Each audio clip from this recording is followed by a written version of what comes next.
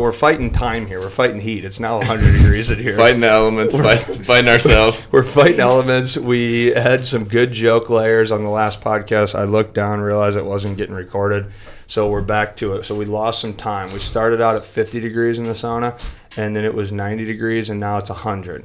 So I got 2 pairs of sweatpants on. I don't know where you guys are at, but we're hot and we're ready. How ready to go. Little Caesars, hot and ready. Back to going here. So Nolan, keep an eye on that thing. If it goes off, then we'll just Kevin Folman just won't get his airtime. How about that? So you know what I mean. Meant to be, I guess. So we got a big dog with us today. I'm gonna try it again, and now that I already got a rep, I feel like I'm gonna do really good here on introducing you. But Kevin Folman, the Chicago White Sox. I mean, this is a Comiskey. Is it Comiskey Park? Why do I always say that one wrong? What's the big leagues? I think I think it's U.S. Cellular now. It used to be. It used to be. Okay. It used to be you're Comiskey. right. Yeah. Yeah. I mean, you won't find people in a city who will stop and marvel at Wrigley Field right down the street and then drive past the White Sox stadium and go, "Is that a movie theater? What is that?" You know, just some green space. What do they got down there? I only know it for when I fall asleep on the train there, and you wake up and you're on the far south side. Yeah, so you're like, oh no, okay. That's not good. No, something went wrong. Something went wrong. So, well, now I probably won't get a job ever with the Chicago White Sox. So, so now I got 29 teams left there. I can really start to suck up to. But so Kevin today is with us. He's with the White Sox organization, a northern Minnesota guy. Like I said, I had some good substance, I felt like, on the first one, but we're just going to kind of get more professional here with the heat rising. So we're going to do Hermantown. Yep. Is where you're from. Mm-hmm. And then north of Hermantown, Lake Vermilion, is the cabin. I just tied you into living at both those places as one. Yep. But either one of them both have a sauna. Yeah, so both places have sauna. Multiple saunas at the cabin. Yeah, it's an unbelievable atmosphere. So Kevin here, we've been doing sauna, ice, breathing, working out, training, throwing, doing all this stuff over your off season, and for some reason it just seems like it makes a lot of sense to be in these atmospheres. Mm-hmm, for sure. So this is a northern thing. I didn't lead you into anything good. Right there. I really apologize. He's just a duck in water. He's comfortable here with the boys. I really apologize. That was just bad etiquette. I mean, good substance. Yeah, start hard. So Brian Peters is with us today. Pete, say hello.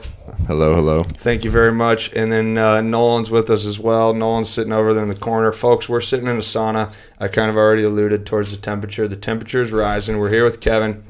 Kevin is a current professional baseball player with a really cool story. So it's cool to get him on the podcast. He's already been on a Coffee Buzz.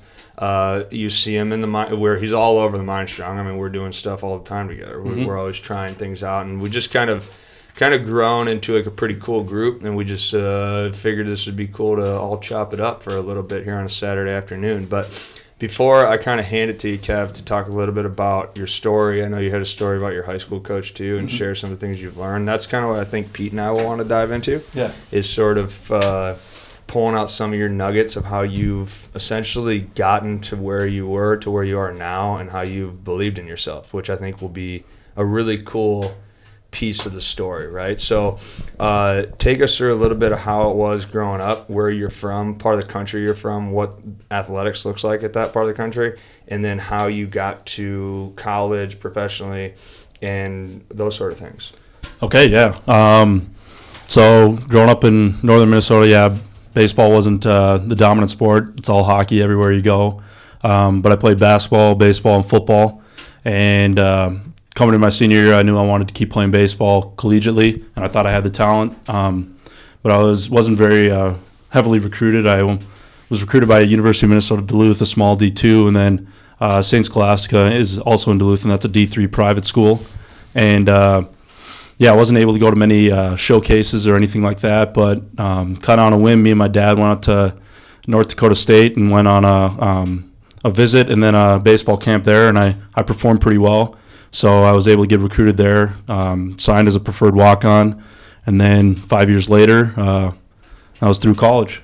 And then from there, I was hoping to get drafted, but didn't get drafted, didn't work out. But honestly, it was kind of a blessing in disguise. I guess it humbled me a little bit. And I was able to play indie ball, and I played in Sioux Falls, South Dakota with the Canaries. Nolan knows about that. The bird cage. But yeah, I pitched well enough, and the one scout I was talking to, the Chicago White Sox guy, J.J. Lally, for those you guys out there. But he just kept talking to me, and then eventually saw me in Chicago when we were playing the Chicago Dogs and signed me from there. Boom. Mm-hmm. I got a couple questions from that whole story in and of itself. First, in high school, do you think playing multiple sports hurt you or helped you? I thought it helped me for sure. I think even I wasn't able to specialize. Like you had even a couple hockey guys. Like they were able to specialize because it was a lot different because hockey's really really big there. But in terms of just my development and then also just kind of like the pride I had in my school, I wanted to play 3 sports. All my buddies played 3 sports. So that was kind of what you had to do and what you felt was right. And it also gave you a break in terms of from football season. I'll get right into basketball, something new, and then right into baseball. And it was a lot of fun. Juggled a lot of sports in the summer, but I mean you got to stay busy. Yeah, baseball's a little different though. Like obviously, like majority of the time I saw like the baseball guys play baseball year round, like for your arm or whatever the reason is. Like I wanted to pursue baseball, but obviously football was heavier in or I was more successful at football. I think the tough part too in Hermantown or in Duluth was there isn't a facility like MASH or something like that where I'm really able to train year round. They still don't have it. That's why I'm down in the cities because Duluth doesn't have anything like that to offer. So it's pretty hard to specialize in strictly baseball, I think, up there. Well, and I feel like people don't. They don't like see it as worthwhile, anyways. You know, like if you think about if you play if you play hockey anywhere in the state of Minnesota, you just already think you have like a shot. You know, for sure. Whereas if you're playing baseball up there, like how many people around you growing up were relevantly pursuing baseball or like thinking, because it's like a facility like this. Well, we're in a major city. Yeah, you know, there's tons of people who play baseball. So it's like perceived as something worthwhile. Yeah. But I can't imagine people you grew up with or the communities you grew up in like really looked at it as this is an awesome opportunity to play college baseball professionally and all that sort of thing. Yeah, not many. I think maybe in my span of guys I played with, probably like 7-8 years of guys, I'd say maybe 10 went on to play collegiately. And really? that was about it from there. And it was all levels collegiately, right? Yep. I think I was the only Division I guy from Hermantown. Humble brag. Humble brag. Put it on him. I wasn't getting my shot, so I just drove over to NDSU, went to a showcase, threw a pen. Remember, that's the delay. Whenever you need the interview delay, you just, I get that. Harv. I get that. You just drag out your eyes or you drag out your head. So you went to NDSU from there, and did you play? You redshirted freshman year? No, I played freshman, sophomore, and then after my sophomore summer, I tore my UCL, and then had Tommy John. Where were you playing? I was playing in Duluth. You were playing in the Northwoods League? Yeah. So you get to go home for the Northwoods. That's awesome. Yeah, that was one part that was awesome. Did you stay at house? Yeah, at my place. Your house, yeah. I had the worst host parents, but we can talk about that later. Yeah, they can figure it out. Yeah. So you had Tommy John pitching in summer ball? Yeah. Tore it then? Yep. Oh, that sucks. Yeah, it was my best start too. I think I was like 6 2/3, and then just threw one pitch. I'm like, yeah, that's different. That's not good. Didn't hurt leading up to it. No, just I think it was completely torn one pitch. Oh yeah, man, that sucks. So then you redshirt your junior year. Yep. Medical redshirt, basically. Then you come back your junior year. Yep. Fall 2017. So that was my junior year. How did you come back? How did you feel? I felt great. I was a lot better than what I was before. I think mentally and physically. I think it was one of those things where I think I talked about it yesterday, but it was like I wasn't pitching well. I wasn't in a good mental state, and then it was kind of one of those things. The game gets taken away from you, and then you're like, oh, I miss it this much, and then kind of have a new mental mindset coming in. And physically, obviously, it was a quote-unquote new arm, and just all the strength training and all the preparation I had to come back. It was a good experience for me. Yeah, it's weird how that works. We actually when we were talking to a group of kids yesterday, all of us, we were using those examples, right? And so I think if you ride deeper into that and you kind of think about yourself here for a second of your career, but you as a person, right? Like one of the things that's I think has made us all really come together of hanging out is we just have these sort of conversations all the time, right? So it's pretty cool to align yourself with other people who pursue things in a really fun way, advantage way, and you do that aggressively, right? So you're always you're a dude who's having a blast all the time, and short end of the stick. The first one didn't get recorded necessarily, but I think people really got to know that the first week we met this guy, folks, we're playing basketball warm up before a workout, and this guy grabbed his own rebound from a mid-range jumper. He missed on the right, and he goes and gets his own rebound and puts it back up and scores and says ball up top. And I think that when half the group doesn't play sports anymore, and you're mid-20s, early 30s, when guys get their own rebounds, I mean, they're free agents. They signed as a free agent. Pete, you'd get your own rebound. Yep. I get my own rebound still. And it's a mindset. Yeah, and I tell my parents about it still when I go home. I tell them about it. I tell my dad. Pick up basketball up to 15 today. Sure. Did I have 11? Yeah. Did we only play ones? Absolutely. Were most of them twos that just were only counted as ones? Yeah, but I had 9 boards, Dad. I had 9 boards. And that's why we won. And that's why we won 15-14, Dad. Obviously we're joking about it, but there's some truth to that as a person, right? So you have put yourself in positions to get to Division I baseball. You go to independent baseball. You get with the Chicago White Sox. You're pitching in their affiliate now, and you're a guy who obviously believes in what he's doing. We've had some awesome conversations of just trying to get everything out of yourself that you can. Mm-hmm. Is that something that's been in you? Like, has it been like that since you can remember? And if you can even try to define how you see things like that, what is that definition? That's... No, best of luck. Best of luck. Hey, thanks. But I think actually the first podcast that got deleted, I had a great line. But no, we were in high school, and my high school basketball coach, Mike Podest, he was a great motivator, a great guy that really understood things, kind of an in-your-face coach, but he also had the best for you at all times. He wasn't doing it for himself. He was really focused on us, and he's like, hey, I want you guys to kind of look back on everything you've done throughout high school, whether it's basketball, life, whatever it is, and really just look back with no regrets. So I think that's kind of something that's always stuck with me in terms of whether it's doing another rep or something you can do that you maybe don't want to. Well, am I going to look back and be like, hey, I'm going to kick myself for not doing that? So I think that's something that really has kind of stuck with me and kind of been my driving tool in terms of getting stuff done and trying to be the best me. And we had that conversation a lot, and there's a lot of different stuff you can do and try to juggle, but you got to really focus on that stuff that means the most to you and that you feel is going to be the most beneficial. Absolutely. What do you think about that, Brian? I like the mindset. So, like, obviously, I don't know if we mentioned again in this round of the interview, but you're undrafted, and you're not in the league you want to be initially. I've been there. What was your mindset during that transition? Like, what made you take that jump into independent ball, and what do you think got you out of that? Well, I knew I was good enough to keep playing, and I obviously loved baseball still. I felt like I was at a really good spot with my career that I knew, like, hey, if this is my only chance, this is my only chance to keep doing this. So that's what kind of the driving force that got me into indie ball. I knew I didn't want to stop playing, and this is the only chance I got. And then just really throwing everything I had into indie ball. I was trying to be like a sponge.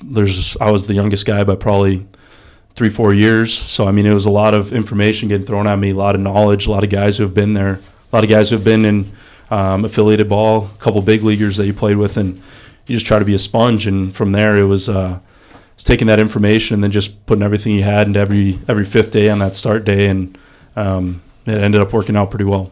Nice. Were you going to say something? No, I like that. Yeah, it's what makes generalize this for people. But like, what makes you want to be a sponge? Like, why? And how do you take being a sponge and internalize that enough to enhance your own career? in terms of that, I'd say just knowing that, hey, I don't know everything about pitching. I don't know everything about whether it's in the weight room or strength training or breath work. There's so much stuff that you can learn that's going to be beneficial to you, and just kind of humble yourself and think, hey, like, admit it. I don't know it all. I can learn so much more. Like, whether that is in baseball or in life. I mean, there's so much to be learned, and that's I think that was the biggest thing that kind of makes you a sponge. And I mean, I played with Jake Ash, who was up with the Marlins, and just kind of looking at him like an idol figure. It's like, how can't you be, or like you looking at like Brian Cushing. It's like, geez, like these guys have been there, done it, and you just want to not necessarily want to be them, but want to be your own version of them. Yeah, it's funny you say that, not necessarily want to be them, right? Because we always kind of think over this concept all the time, where I think too often in sports you'll look at things as idolization compared to admiration, right? And so it's always something where you go, when you start idolizing something, you're in trouble, right? Because now you're finding weakness in yourself, and even if you're blinding it with idolizing somebody else, So you look at it and you idolize Brian Cushing, or you idolize the big leagues, or you idolize this person, and now all of a sudden that comes back to what we talked about a few weeks ago about demystifying things, right? Because now that person becomes mystical, or that event becomes mystical. For sure. Whereas admiration or admiring, you sort of look at that, and now there's like I think that's the sponge aspect, because when you admire something or somebody, now all of a sudden you can see it for what it is, and you can actually articulate those behaviors that person or thing has, and then you can replicate that, because like all three of us can do. I mean, we could be the best podcast in the world. This could be the best. This could be the best podcast in the world. Like, behavioral wise, we would be the ones that would be able to perceive what the behaviors of the best podcasters would have. If you're a guest, what the best guests you would have, or what they would say, or how you'd set them up to speak. And then wouldn't we have the ability right now to essentially control those behaviors, right? But then that's only how you perceive, or a sponge to what you think is the best. Yeah, well, I think, like, obviously when you look at like I love the word demystifying when it comes to that, because when you do make the jump into Major League Ball, there is a gap, and it's like the more you change that lens, that perception of what people are. I look at people now as tools. They're tools, teachers, or examples for me. Like, there's no way they do not fit into that. Whether it's a J.J. Watt, a Brian Cushing, a DeAndre Hopkins, anybody I've played with, of the high performers, like you can steal something from everybody, and you can use people, like, again, like we kind of have this hierarchy of how we gauge people in the locker room anyways. But again, I was talking to Harvey the other day about I started practicing jiu-jitsu this year, and they have this plus minus equals kind of culture there, where you have the belts and you understand who's the best, but you also have somebody that is better than you or where you want to be, and you learn from them. You have somebody that's worse than you, a minus, that you teach, and you use the knowledge. So you gain the knowledge from the plus, you embody it, you teach it, so you learn even more by teaching it, and then you have somebody that you're equal to, like somebody that, I know baseball, you guys count fucking everything, so like everything is, like, who's in your realm of competition. So then you just get somebody on the race line with you, and now you guys are just pushing each other, and that's how you get to the plus. So you take the information from the plus, you pass it on, you learn it, embody it, take what's necessary, discard what's not, and you just keep moving forward. So that's what I like. I like that approach, and obviously it's kind of like from translating what you just said, you have that same mindset. That's awesome. Yeah, teacher, tool, and example. That's awesome. What I was just going to ask. Say that again. Yeah. So tools, teachers, and examples. Yeah, I mean, like everybody's different. Everybody's version of themselves, like everybody's work ethic's different. Everybody's approach on leadership is different. Right. And I've sat in saunas where guys have described like what they do and how they do it, and for their reasons. Like they don't try and be a leader, but they lead because they are just pros, like the best pros that take care of their body. They do their job on the field, that kind of thing. So like you kind of say, oh, that's an example. And then teachers are the leaders for me. Again, this is more like the plus version of the equation. But I mean, you can learn something from everybody. Like Well, everybody. you can even learn something. You can learn something from everybody, even if it's not good. Yeah. You know, like you think about it very often. If you can see, and maybe you guys can help me with this too, but it's like if I can see what's wrong, then I must know something that's right. Yeah. Right. Or if I can see somebody that's wrong or bad, if you can pick up bad attitudes, I mean, it's just like. It's crazy. We had a group running this morning, probably like 40 dudes conditioning. And it's insane how much the group will ride on somebody that they've never even met purely off of like their body language. So you put these guys in groups of 5 or 6, and the first guy starts to tap. And it's the second they start doing that, you know you're not thinking right. So now all of a sudden the body language breaks. The energy breaks, and then you just see the trickle effect. Like the next person sponges up that, and then they do that, and then the group does that, and now you have a group of people who are just their bad body language. And that's a tool. Like that's, I mean, Yeah, again, tool, right. or it can be something you can learn from. But if you're not aware of that, so like in my mind, like you spend enough time as the underdog or anything like that, like you start trying to break people that are supposedly better than you, and that's what I look for, weak breakdowns and people's body languages. And I know we always joke about it. I joke about it when I do see people suffering from that disease. I said 80% of what you say you don't say. So your body's going to tell me that your energy, your eyes, like the tempo you speak at, all that kind of stuff. Like you don't got to say a lot. And then obviously I'm a believer in action anyways. Like a lot of guys talk, a lot of guys set these goals verbally or even from a visualization standpoint, but they don't do the work. Or their body language doesn't dictate that, or you can tell they're not trying as much and that kind of thing. So that's where I just look to put the pedal down, and that's where I keep working. that's where you start talking now, Kev. Yeah. No, just best of luck, seriously. Yeah. Thanks, guys. No, it's pretty cool to see or have you talk about that and be like, hey, these are areas I can. If it's you're going against an O lineman or a tight end, you see that you can exploit it, and you just know that, hey, this guy's dragging, and I can really take advantage of that big time. Yeah. Truth be told, they're probably looking at me and go, "Wow, that's a skinny little white boy. I'm gonna go crush him." That kind of concept. But like again, like for me, it's I get that more from a training aspect, or you get it on like special teams, and like again, the versatile lineman where you're gonna go against him the entire game, and it becomes like a who wins, who loses, and you stack up those wins, and hopefully you have the most. But like there's times when people there's professional athletes break on the field, and you have them, and like you can, like you don't have to like give them your best. But you do.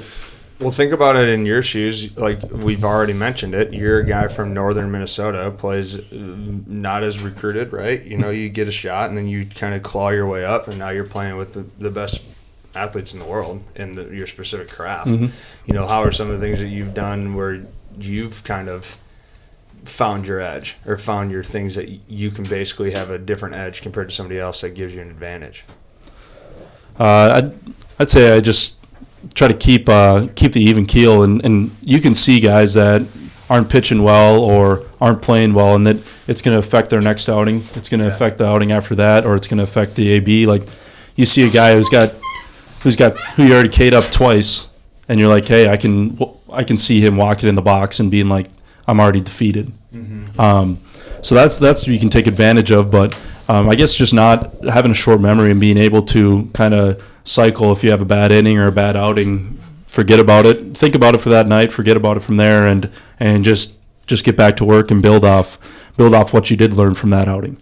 Okay, so building off outings, improving, staying even keeled, right? So now here's the hard question. Yeah. As a pressure of an athlete for all of us, we've all felt it, right? So the cool thing about this sauna is we were all free agents to a degree. Did you get drafted? You didn't get drafted. I didn't get drafted, no. So free agent. So we're all free agents. Yep. Right. So then, as a free agent, you have this sense of panic or pressure that you have to do all these things. Yep. Right. So now you add a lot to the plate, right? And you put a lot on, and you feel as if already, okay, I'm not a first rounder, I have to do this, or I'm not doing that.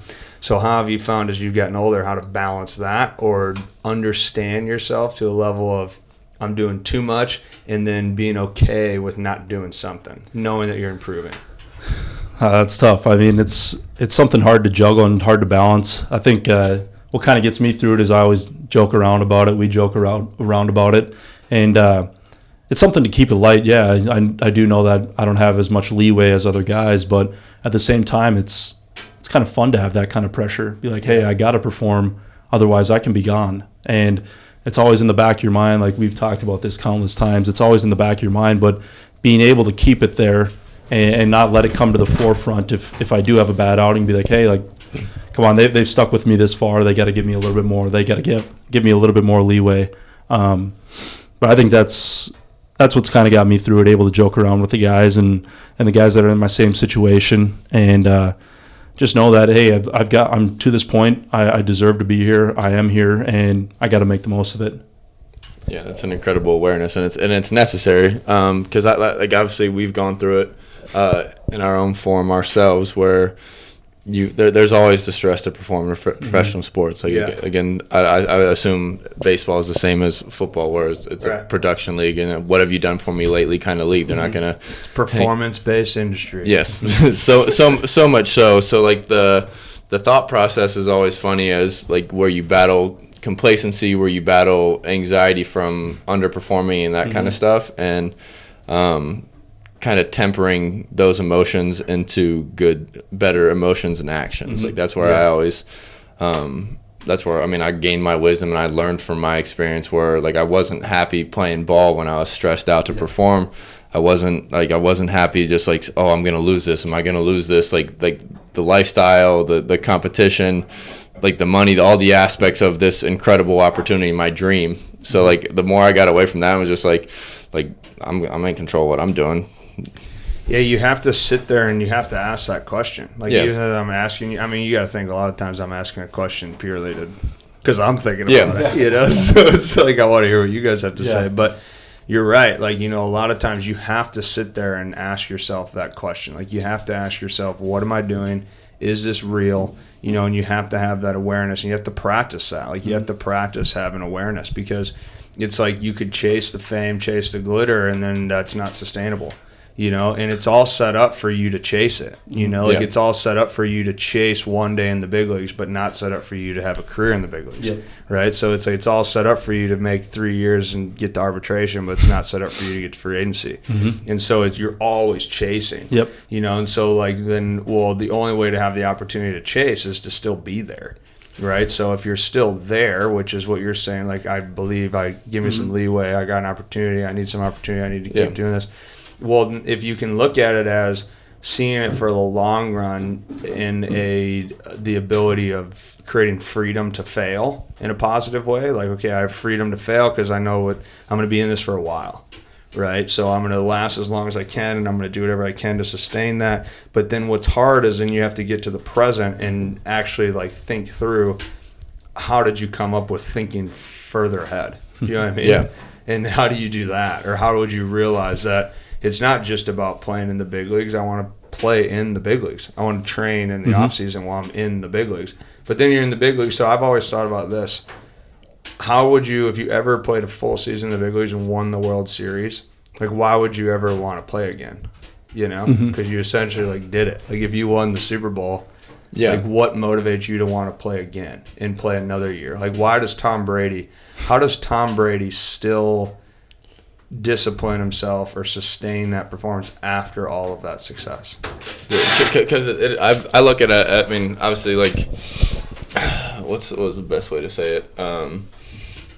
I don't think I think he's intrinsically motivated. Right. I think he's not, like we talk about all the time, where he's not a carrot guy. You don't have to dangle a Super Bowl in front of him. You don't have to dangle, I'm going to be the best quarterback of all time in front of him. I'm sure some of those are interweaved into his purpose, but his intrinsic motivation is he doesn't need those carrots in front of him, wins, whatever it ends up being. Like that, he's about it. He's a competitor that loves to win, loves to strategize, loves to spend time, not only but he gets to spend time with his family in the offseason. He's not there the entire offseason. Right. Like he's developed a system that he's living life how he wants to live. He gets to compete at the most extreme level, and that's what he is. He's a competitor. So that's how I see it. And then when I look at myself from that mindset, like if I did win the Super Bowl and that kind of thing, like again, it's like this is who I am, this is what I like to do, this is like how I like to do it, and that is football.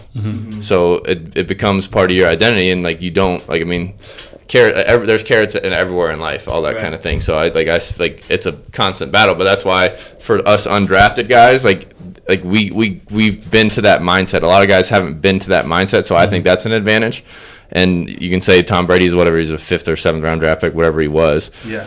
But at the end of the day, you always go you get to these peaks, or again, we always look at it as a constant climb. But you get to these peaks, and you kind of just got to get back to that same climb you were doing as an undrafted free agent. So a lot of the undrafted free agents in the NFL constantly remind each other that we're undrafted, and that's how we approach it. That's really cool. Yeah. They don't do that in baseball. Yeah. And then do they? I mean, joke around about it, yeah. No. So then that's about it. So then that's why we're boys. Yeah. Well, so I like to joke about it then, and it's funny now that I'm out of the league. Yeah. But so when guys would you're great on a podcast though. But when guys drop picks at practice or things like that, or you can see guys aren't trying like walking on the field or jogging or something. I had 2 linebackers I always joked around with. I was like, you don't want to stay in the league. That guy don't want to stay in the league. That kind of stuff. And I just you poke and you poke, but that's what it is. It's a constant every day, every rep. How you do anything, how you embody it. That's what it's about. No, maybe leave that door open for a second. How are you doing? Yeah, pretty. You sweating a little bit? Yeah. A little bit, but hey, we're good. How's your back? Check her out. This sauna. This podcast is brought to you from Kuma Saunas, Tower, Minnesota. It's Lake Vermilion. And their district sales manager, Glenn. Yeah, it's a northern stove, northern oven. Correct. You got it. Yeah, we're pushing 120. A little over. We're all the way live here. We're in a sauna at a little over 120 degrees. I mean, this podcast is taking place, folks, on over 120 degree heat. We're at 32 minutes in here. We got there. Yeah, we're doing well. Kev, I think you're doing good. You're sweating a little bit. You nervous? It's not the heat getting to me. It's the heat from you guys. I feel like Joe Rogan in the hot seat right now. I mean, have you ever been put below the No, I mean, yeah. You guys are older than me, above me already, and now you have to sit on the top shelf, and I'm down here. And it's one of the most disrespectful things a podcast has ever done to the guest. I mean, we got you sitting. No, people see this? Yeah. So they can see us. Back to the fire. And this is is this a YouTube podcast or is this? Yeah, on the YouTubes. Bill's the most unexcitable person ever. So cool. So people will be able to see Kev sitting down. Yeah, so we put Kev on our wood fire. That's where we put the wood. Yeah. We put the wood in there, and so that's basically used for storage, and that's been our podcast stand, if you will. So you're sitting on it. We put you below us, but it's been great. I think I think we can keep moving, but I just wanted to just kind of stop here and give that little plug to Kuma. I think that's huge. We've been doing a lot of sauna and ice and breath work and those sort of things over the off season, and it's hot. I think it's fun to do podcasts and saunas because it makes you. And I got this thing on my head too, so I've been burning up pretty good. And I got sweat dripping down. Are you guys sweating? Got a little sweat on the back. On the back? Well, so how's your off season been, man? It's been awesome. I wouldn't trade it for anything. I mean, this is only my second off season, so I guess I don't know at all what to do in the off season. But I know in terms of what I did last year, it's head and shoulders above what that was, for sure. You wouldn't rather be in Florida or Mexico or somewhere warm throwing the baseball around? I wish, but the funds aren't the best to be able to do that. I love it. Yeah. Yeah, dude. Well, it's a cool thing to, I look back at my career and where I think I screwed up a little bit. And it's all hindsight, so it's not really a screw-up because it benefited me as a coach, right, or as a performer now. But it's like you look at it and you go, I was always chasing I believe in chasing edges. We talk about chasing edges all the time, but I was chasing edges so much for just the edge, and I never really tried to understand the edge. I never tried to understand what I was doing. So then it was always like a Band-Aid fix, so I was always the fad. I would always chase the fad, I wouldn't say I always chased the fad, but my professional career I did, right? So it was like I trained where I was supposed to be, or where I thought I was supposed to be. And my worst decision I ever made, I trained at a facility. They kind of got the rep of it, got pretty well known, pretty famous, and they got on TV, and a lot of professional guys were training there. There were a lot of big leaguers there. And I remember I got an opportunity to go, and I didn't even like hesitate. Like it was just like, yep, that's where I'm going. Didn't ask questions. I just was like, yep, that's what I'm supposed to do. Didn't know the price. Yeah, this is where I'm training. And I remember I went, and it was cool. It was a good experience. It still was great. But when I look back at it, nothing was sustainable, so it was always I was training for the Band-Aid. Like, okay, well, let me try to get that now, and so where I think, like you're saying, like being a minor league guy, or looking at Pete or looking at myself or looking at anything that we do, the podcast, we're sitting in a sauna that we visualized and wanted done, and it's cool stuff, right? Like we're all growing in terms of our fields, but it's like it's so difficult, especially as you get older in sports, and especially in your role as a free agent, it's so difficult not to grab the carrot. We've talked a lot about the carrot. It's like, well, the carrot still is in front of you. Yeah. And everyone who's listening is wherever field they're in, there's a carrot. There's something right there in front of you could grab right now, and you could bypass a lot of things, right? Yeah. But then it's like, but then what did you master? What did you learn? And so I think that's what's been cool about training with you, Kev, is that you're a curious guy. You ask questions, which is always fun to have a guy who asks questions. But then all of a sudden, I think that you look through a little bit more of how can I use, everything is everything. How can I use this to help this? How can I act like that to help that? And I think that when you're doing that, you're putting yourselves in positions of opportunities, which you've obviously proven to be successful, not just in sports, but in life. So how did that ever happen? What kept you so curious? I mean, I think it's just kind of the way I've grown up. I think a lot of it goes to my parents, just because they didn't really set out a plan for me. They weren't strict at all. They kind of let me figure things out for myself, and I think that's something that's incredibly hard to do as a parent, but it was pretty beneficial for me in the long run, thinking that, hey, you don't have a curfew tonight, but be smart or something like that. Didn't even have to talk about it. And that kind of made me realize what was important to me and what's going to make me the best me. And I think that's always kept me curious, kind of kept me learning for myself, figuring things out for myself. And you kind of know what's important from there and what's going to make you the best you. So I think that's what I benefited from, and I'm sure my parents wouldn't say that at all, but I think that's the way I think about it. Were your parents like that? No, I had very strict curfews and did you? Yeah, punishments from the bad things that happened, even though I got home by the curfew and that kind of thing, and all the above. But yeah, no, I think it's interesting. Like obviously, I think I don't have any kids, but I always crazy thing is I read books on parenting and that kind of thing, and like it shows up in some growth mindset books, especially Mindset by Carol Dweck talks about the like how you want to speak to your kids and how like what boundaries. What is she saying that? She was saying like basically like phrasing on how like do your best and that kind of thing, and instead of like try harder. I can't remember like how like I didn't really buy into that much. I'd more read it for like my mindset. Yeah. But it was like little phrasings and structures to like the freedoms you give your kids, and it kind of aligns with that. Like you figured it out, but I mean obviously like there still needs to be a guiding hand there, and obviously like you're on the right track. So I assume it worked out for you. But like, I mean I think all structures work. I mean everybody's different. Yeah, my parents were super laid back. I wouldn't say laid back. They were my mom's very laid back, but not laid back at all. Yeah. And so she's a strict one. But it's like, it's funny. My parents were they were similar to yours, Kev. Like they were just, but I remember I got in trouble when I was 15. I was doing, I was having a little bit, I put a little something in my fruit punch. Yeah. If you will, In the basement.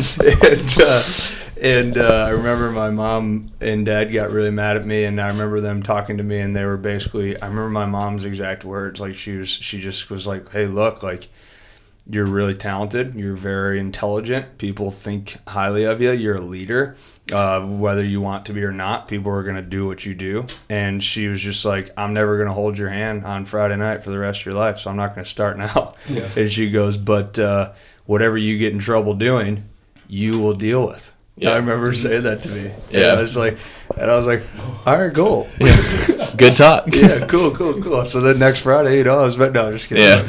But no, I remember, I think that was something that was cool like that too. And I think back to that, I don't know. I'd be interested to read that. I've read the Growth Mindset book a while back. I don't remember, because I'm the same way as you too. I wouldn't read that book thinking about being a dad or raising a kid. Yeah, it was just paying attention to like the word. I mean, it's the same as like so growth mindset in general. Like for the time I applied it to football because it talked about like the classroom where instead of like when you get called out in class, like you tense up and like your breath shortens, all the above, that kind of thing. Like don't look at it as, oh man, what if I'm wrong? It's more this, no matter what, this is an opportunity to learn and grow. If I'm wrong, they're going to correct me. Like if I'm wrong, somebody might say something to help me and that kind of thing. So it's the mindset and like the choice of words you have with yourself and how it's how you frame the scenario. Absolutely. Like I was telling you about Bill O'Brien with the Texans. My first couple years, we had these meetings on Thursday that lasted like an hour, and he'd just go around and like ask people bolded questions from the game plan or personnel or anything. Like he'd call me and say, what are their top 3 pass rushes at the 50-yard line? Tell us about their punter approach, their punt returner. Or they'd ask Cush or other like the starters on defense, like what are their top 3 run plays out of 21 personnel, this formation, that kind of thing. Like, so they're asking some bolded questions, and if you're not prepared or you're not confident enough to answer, you struggle, and then you look like a dumbass. Yeah. But like if you look at it from that aspect, because he'll coach you and correct you, he has all the answers in front of him. Yeah. So like it's an opportunity to make sure you're either on point and you're accountable, or you're going to learn and grow and be ready for the game, which is the goal. But a lot of people don't take that mindset. So when it comes to parenting, it was your choice in words and the choice of opportunities you give your kids. So instead of like saying no, color in between the lines, it's try your best. It's like it's all these little quirks and changes of perspective that you would say to your kids. And I can't remember more examples just besides those little changes in terminology at different ages that she was talking about. I think that story, Bill O'Brien, that's pretty cool to think about. Hey, there's 2 ways I can look at this. I can be scared to go in there, and I can be like, oh, I should have studied more, or whatever it is. Or, hey, like I know I'm prepared for this, or I know I'm going to learn no matter what. And like even if you're unprepared, like nothing's going to change the knowledge you have in your head right now. You're not going to magically absorb it by swiping through 12 pages of notes right now. So you got it is what it is. Like you're you are who you are in that present moment. Nothing's going to change that. Like you anticipating people laughing at you or whatever, nothing's going to change that. Like, so just might as well take the most from it. You're either going to get it right, they're going to say, hey, good job, and it's something that you knew about, or you don't know about it, or it's not perfect, or the formation's not perfect, you're drawing on the board, and they're going to correct you, and you're going to learn. You're like, oh, I remember that because I was in front of everybody when I had to remember that. So it's just it's a tool and a mindset, and that's I mean, we're all about that here. OB, I remember when you guys pulled out that AFC South championship and got to have a meal with OB. Oh, He's a man, good guy. I really like that. Coach, you're doing good things down there in Houston. Followed your career from Penn State. You got a lot of good things going, and me and OB, we have some substance there. Sure, I took the boys on a little tour of the facility. I can't remember what time was it, after the game still, or no? It was the next day. It was the next day. Coach hadn't slept yet. Hadn't gone home. And we so I went to grab some food. I was like the boys were in there, and nobody else was in there. I was like and I asked somebody, I was like, can the boys grab some food? They're like, yeah. And then OB walks in. Like, oh, Ryan, who are these guys? Wait, what did he say to you guys? I said good. I said great game last night. There it is. And it was so funny because I was in the actual team cafeteria, Yeah. So I felt like I was a part of the squad, and I'd gone out the night before with my FC South champion shirt on. We had a big win. Next day when we were there for film, he goes, are we running a soup kitchen? Looking like that, I could see how he thought it was a soup kitchen. For the other guys. Sorry. Yeah. Well, it's starting to get hot in here. Yeah. So as it gets hotter, let's put you finally on the hot seat here. Let's take you to the Diamond Series. It's a world renowned people. It's copyrighted, so don't think about taking it. And so we're gonna take you through it. How's that sound? And this will become your own copyright. So perfect. Tie this in and see where it takes you. But so when you look at your purpose in life, right? We always like asking people, how they identify themselves, what type of service they give to other people. And humble, here's a little boast for the JP4 Foundation. We're all going there tonight, so let's give back to the kids. JP4 Foundation, jp4foundation.org. Okay, Jeff Hughes, amazing man. So we're all going there tonight. There's my plug, Jeff. You're welcome. And give back to the kids. But then the final one is like what you're willing to struggle for as well, right? So we find a lot of purpose in those sort of things. But when you tie that all together, and you, Kev, when you are as a baseball player, as a person, and you're just kind of figuring out life, what do you look at as essentially your why to keep you moving? Yeah, this has put me through the blender here, Harv. My purpose in life, I think, baseball side. I mean, I'm going to ride baseball as long as I can. I love baseball. Like it's been everything. It's taught me so much, but I think there's a lot more to learn from it, and a lot more to learn from kind of the trials and tribulations I've had. And I think overall my purpose is really, like, I have a math education degree, and I think eventually, I mean, whenever the time comes, I think that's going to be my purpose. My purpose is I really enjoy teaching kids that were in the same situation as me, or kids that weren't. I enjoy learning from them, and kind of making, like I said, making myself a better person. And I'd say that's my purpose, is helping others that were in my same situation, and kind of giving my knowledge to them. I think I had, like I said, Coach Pottist, and I had a couple other coaches and teachers in high school that were really not beneficial, but kind of like a driving force in my career. And I kind of want to do the same thing as them, kind of repay kids and repay students. So I think that's really my purpose. That's awesome. We have a saying here, something I always love to say, is help and support are not yours to keep. And I feel like you embodied that very well with your purpose. Like, obviously you've been helped and you've received the support, and people have motivated you and driven you and given you the values to move forward. So I think that hits home with me when you say that. You're returning the favor. You're not keeping what people gave you. You're making it a two-way street.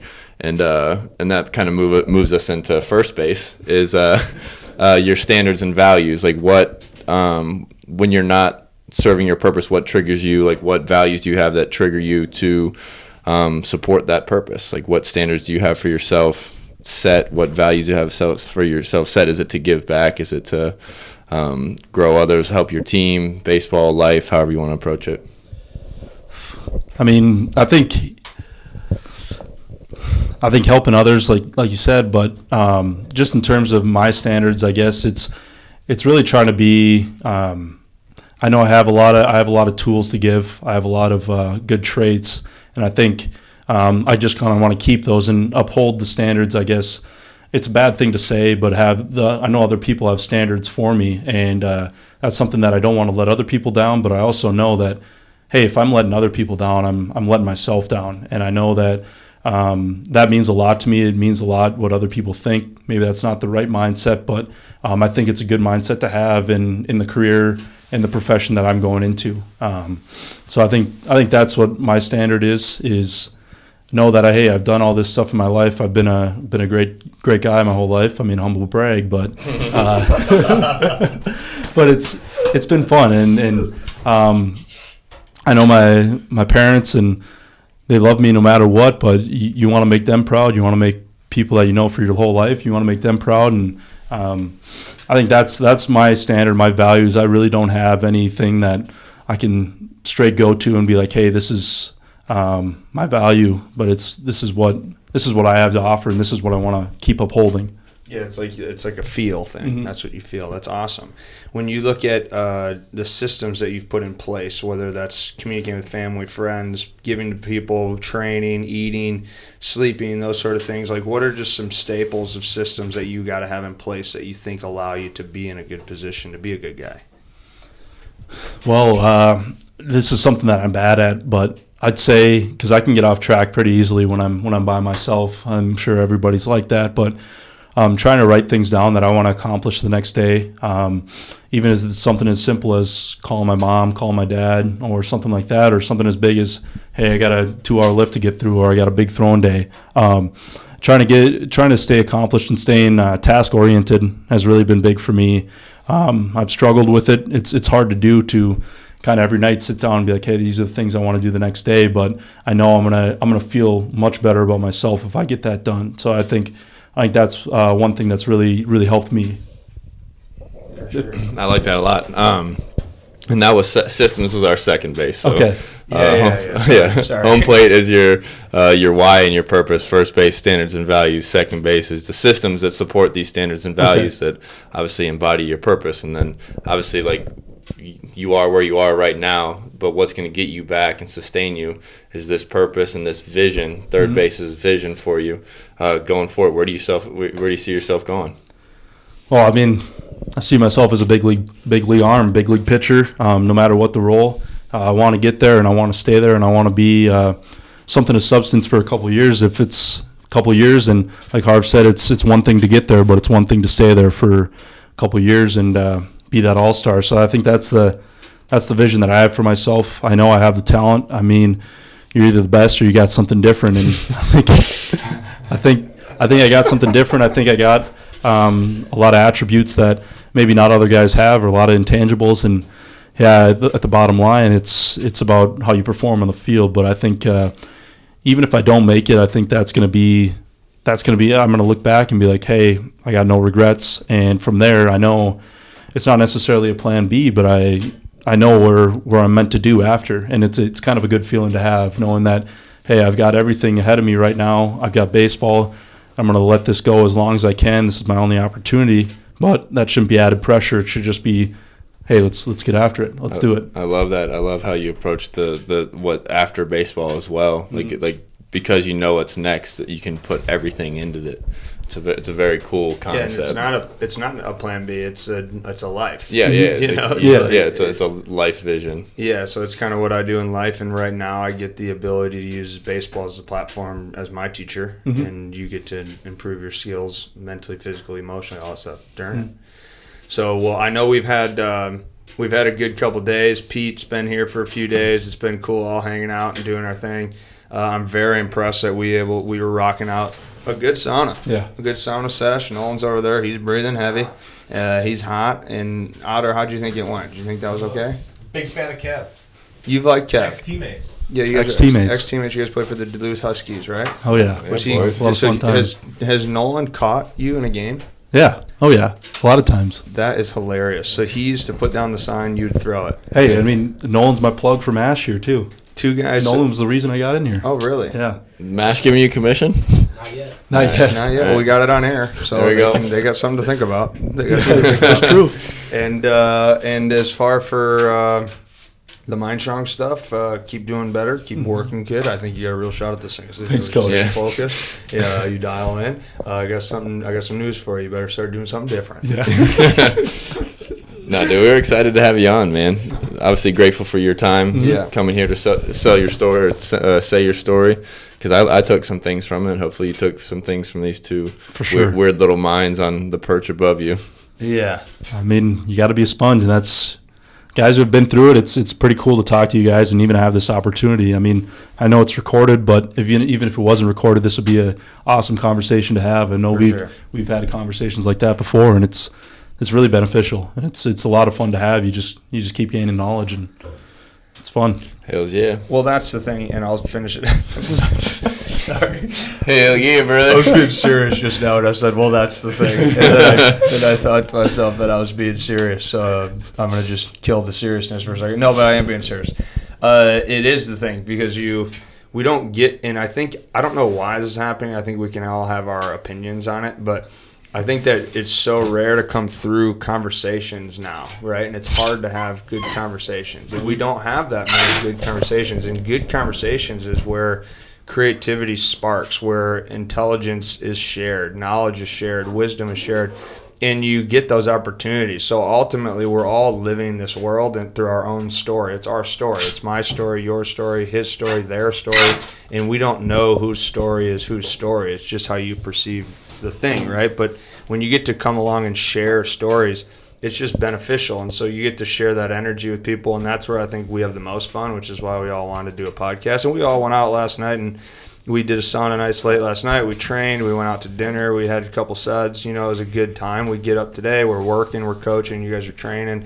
And we're back here and we're doing a podcast. Like, it's a lot of cool things, right? And so just surrounding yourself with that energy, I'm thankful for. And you've brought that noise to us and brought a charismatic, generous, fun time, dude. And it's been a blast. So, I mean, we have some time left in the off season.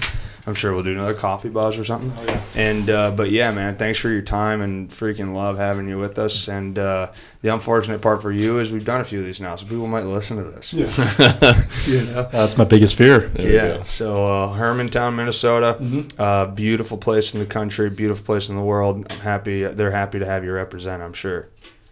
I mean, always a Hawk. Hawks fly together, baby. Hawks fly together. Everyone enjoy their day. Yep. Brian? Good? Cheers. Nolan? Thanks for everything.